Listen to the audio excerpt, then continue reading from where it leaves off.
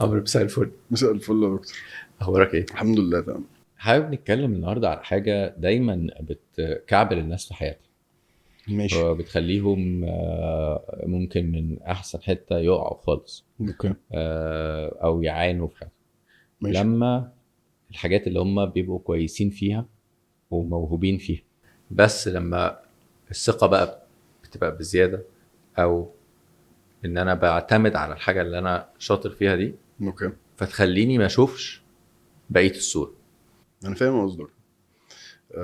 يعني انا ممكن ابقى قابلت ده في شغلي كذا مره، لان انت عارف ان انا ببقى متمسك قوي بالتكنيكاليتيز بتاعتي انا.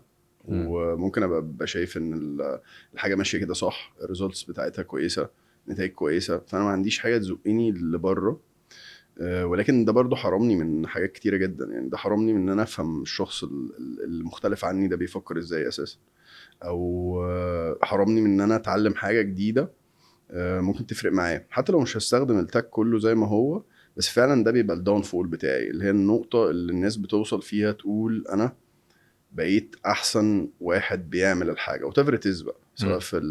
في الشغل بتاعنا، سواء في شغل تاني، سواء في البروجرامينج، سواء في الرياضه، سواء في السبورت، سواء في زي البارنتنج. حتى حاجه زي البارنتنج اللي هو لا احنا احسن ناس بتعمل بارنتنج، احنا احسن ناس بتقدم سيرفيس معينه، احنا احسن ناس بتقدم برودكت معين. الكلمه بتاعت احنا احسن ناس دي بتحرم فانا مش الشخص اللي محتاج بيقولها. اطور نفسي اكتر. بالظبط. او هو مم. على الاقل ما بيبصش على الادفانسمنتس، او خلاص هو مش عايز يبقى احسن في حاجه، او مش هيسال اصلا، وهيفضل مكمل زي ما هو. وده في حد ذاته بعيدا عن ان هو ممكن يعمل مشاكل، هو كده كده بيحرم نفسه اصلا. مم. يعني انا اللي بيشرف عليا هو مختلف تماما عن الطريقه اللي انا شغال بيها مم. تماما. ليه؟ لان انا محتاج اشوف الناحيه التانية دي فيها ايه. محتاج حد مختلف عني تماما يقول لي انت غلط. وبيني وبينك هو صعب قوي ان انا اقبل ان حد يقول ان انت غلط، او مم. قبل كده كان الموضوع صعب جدا، اللي هو طب غلط ازاي؟ طب اثبت لي بالورقه والقلم، اثبت مم. لي بالارقام. بس الحته بتاعت غلط دي لو انا عديتها، لا بعرف اتعلم حاجه تانية، او بعرف استفيد حاجه تانية، او بعرف اخد فاليو تاني ممكن ازود بيه الكواليتي اللي انا بقدمها. انت بتتكلم على اكتر على ان انا ابقى شايف ان هو كده ليس في الامكان ابدع من مكان، ان هو ده احسن حاجة، هو ده اجمل حاجة موجودة، فانا مش هطورها، بالظبط. او هي مش محتاجة تتطور اكتر من كده، مش محتاجة يتعمل فيها حاجة اكتر من كده. هي يعني انا I think ان ده موجود في حياتنا بشكل عام في كل حاجه. يعني احنا مم. في الاخر احنا كلنا عايزين نبقى perfect in some sense. يا اما احنا عندنا perfect bodies, perfect minds, perfect businesses, perfect families. انا يمكن بتكلم اكتر سي واحد عنده بيرفكت بودي، هو راجل قوي، ماشي. هو كذا، ماشي.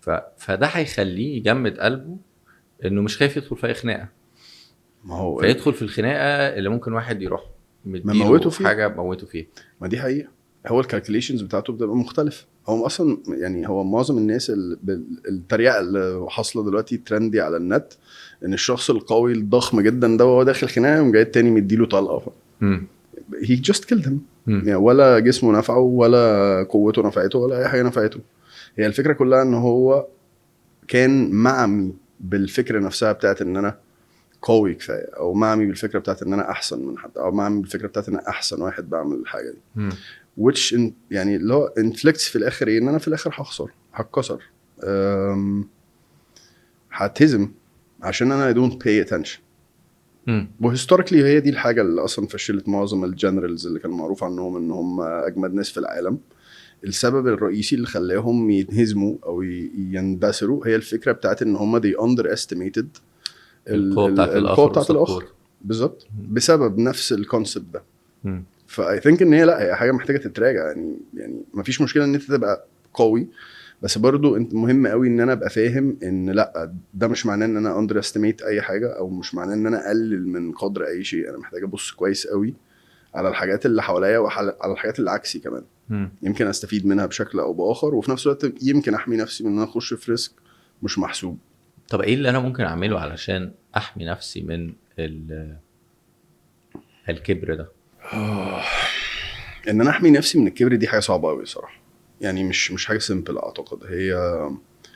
هو احنا ليه اصلا محتاجين الكبر؟ يعني ليه البني ادم ممكن يبقى محتاج كبر؟ البني ادم بيبقى محتاج الكبر عشان يحسس نفسه ان هو good enough مثلا، او ان هو مش ديفكتيف، ان هو سهل ان هو يخش في ريليشن شيبس، وسهل ان هو يبقى ناجح في شغله، وسهل ان هو مش عارف ايه والكلام ده كله. فاعتقد ان الكبر هو زيه زي اي كوبينج ميكانيزم، هو بيمنعنا من ان احنا نشوف اللاك اوف سيلف كونفيدنس اللي عندنا.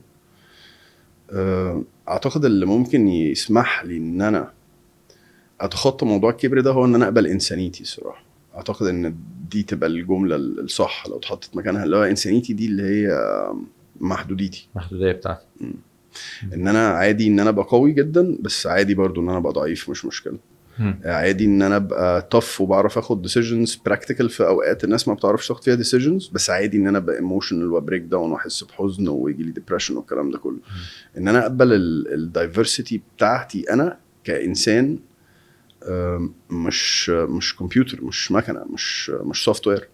لا، انا اعرف ادي النهارده وبكره انا مش قادر ادي نفس اللي انا اديته النهارده. انا at my best دلوقتي، بس النهارده انا مش at my best. I have to make sacrifices، لازم اضحي بشويه حاجات انا جامد فيها. فاعتقد ان الحل للكبر هو قبول الانسانيه فعلا، اللي هو انا كده، انا ما اقدرش على اكتر من كده، او انا بالزبط. او حتى مع ان انا كويس في ده، فبالتالي الجارد بتاعي او الحذر بتاعي هيقل. بالظبط، ان انا اخد بالي ان ده بيقل في الحاجات اللي انا كويس فيها، بالظبط، مش بيقل في الحاجات اللي انا ضعيف فيها او اللي انا خايف منها او اللي انا مش متمكن فيها. دي هبقى مركز قوي واخد بالي هبقى قوي خايف اصلا وخايف اظهرها، وانا بعملها. يعني هبقى خايف منها وهبقى عامل حسابها وهبقى خايف اظهرها اساسا لحد عشان ما يستغلهاش. وفعلا انا مش بباي اتنشن للحاجات اللي انا سترونج فيها او عندي كفاءه فيها، ولكن هي في الاخر حاجات مش يعني هي relevantly changeable. يعني ممكن تبقى النهارده efficient، ممكن بكره ما تبقاش efficient. ممكن انا المرونه النفسيه بتاعتي النهارده تبقى efficient، ممكن بكره مش قادر I can't take it.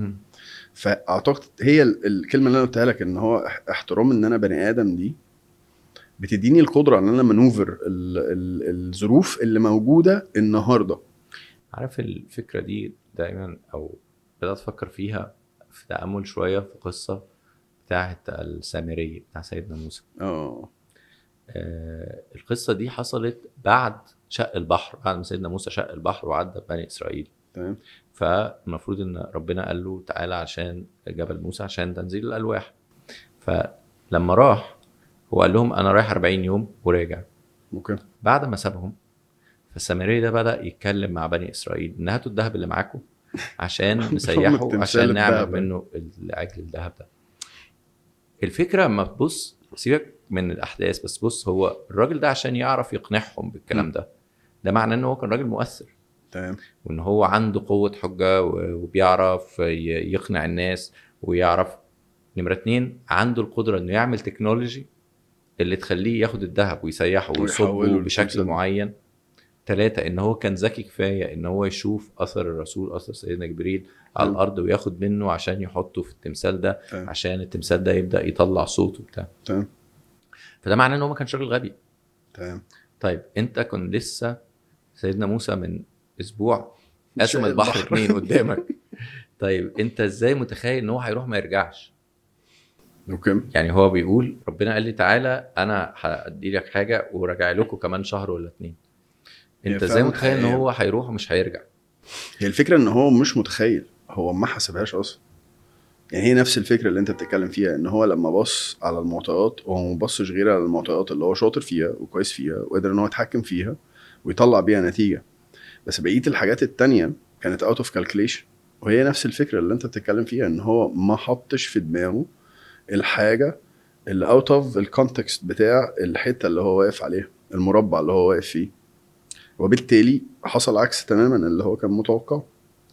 متهيألي ان هو ان اكتر حته اللي هي بتيجي في البلايند سايد كده، ان احنا ما بنبقى الحاجه اللي احنا اقوياء فيها بتبقى دايما في البلايند سايد بتاعنا. احنا مش واخدين حذرنا من الحاجه اللي انا قوي فيها. طمن الله. وهي دي اكتر حته الضربه اللي في الظهر بقى، بس اللي انا بعملها في نفسي يعني ما حدش بيعملها فيا يعني. هي الفكره كلها يعني دايما يعني كان حد من الناس اللي المنتورز بتوعي يقول لي خلي بالك do not underestimate اي حاجه، مش اي حد. do not underestimate اي حاجه، do not underestimate اي شخص، do not underestimate الفورس بتاعت اي شخص، و do not underestimate the will of people. يعني regardless هم بعيد عنك قد ايه او regardless هم ممكن يبقوا مختلفين عنك قد ايه. people with wills هي نفس الناس اللي كان دايما يقول لي هو عاملين زيك انت في المكان اللي انت فيه ده عشان انت you have a will. do not think ان people do not have a will. لا they do have a will. وهيوصلوا للحته اللي انت فيها عادي and they will challenge you عادي and they can overtake you عادي. فما تشوفش نفسك بالهاله بتاعت ان مفيش حد يعرف يوصل لك بيه on a daily basis. يعني بيوم.